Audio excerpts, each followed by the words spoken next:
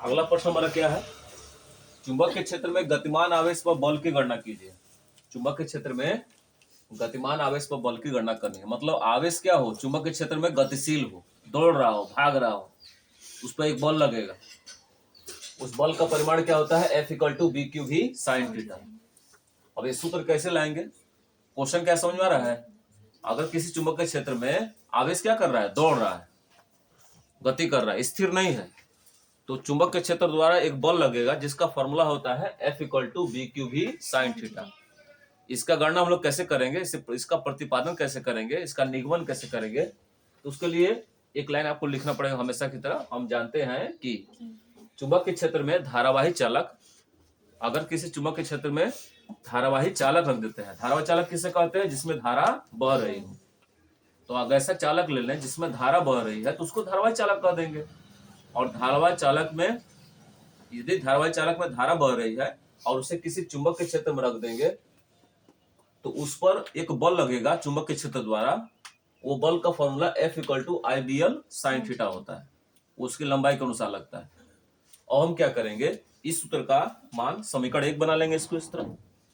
इसको पहले आप याद करिए, इसी से इसका सूत्र बनेगा जो हमारा हेडिंग है, सवाल के अनुसार प्रश्न है। तो हम लोग क्या करेंगे, इसके लिए ये लाइन लिख लेंगे। और लिखने के बाद क्या लिखेंगे, एक चीज और आप जानते हैं कि I = क्या होता है, Q/T होता है, विद्युत धारा बराबर आवेश बटा समय। ये आप सूत्र जानते हैं पहले से, जब से आप विद्युत पढ़ रहे हैं तब से आप मेन फॉर्मूला आपको याद होना चाहिए। आप क्या करेंगे, इसके दोनों पक्षों में यल से क्या करने पर, गुणा करने पर, इसके दोनों पक्षों में यल से गुणा कर दो। देखो जी कैसे गुणा होगा, तो I × L = Q/T × L, इसमें दोनों पक्षों में L से गुणा कर दिया। इधर भी L से गुणा करेंगे तो ये ऐसे दिखेगा, इसमें गुणा करेंगे L से ऐसे दिखेगा।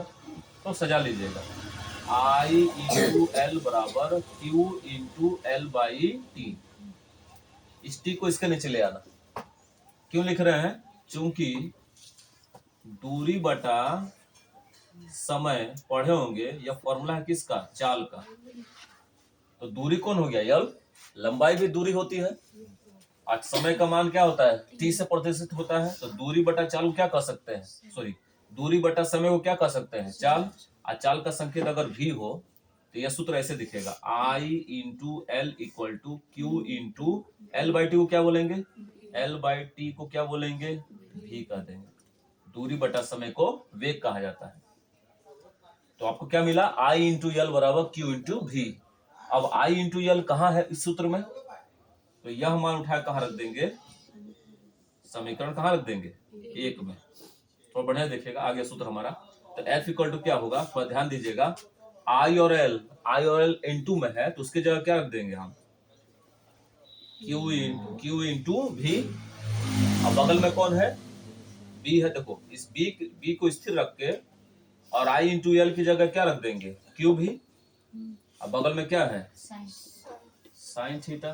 तो थोड़ा सजा देना इसको सूत्र के अनुसार, सजा भी होगा, ये ना सूत्र जी, F = BQ/V sin थीटा। ये हमारा सूत्र निगमन, छोटा सा निगमन है, कोई दिक्कत नहीं। तो धारा का सूत्र लिखिए, दोनों पक्षों में यल से गुणा करो, यल को T के नीचे ले आओ क्योंकि इसका संबंध इससे होता है। L/T को यानी दूरी बटा समय को चाल कहते हैं, V में परिवर्तित कर दीजिए और Q × V का मान उठाकर इसमें रखेंगे।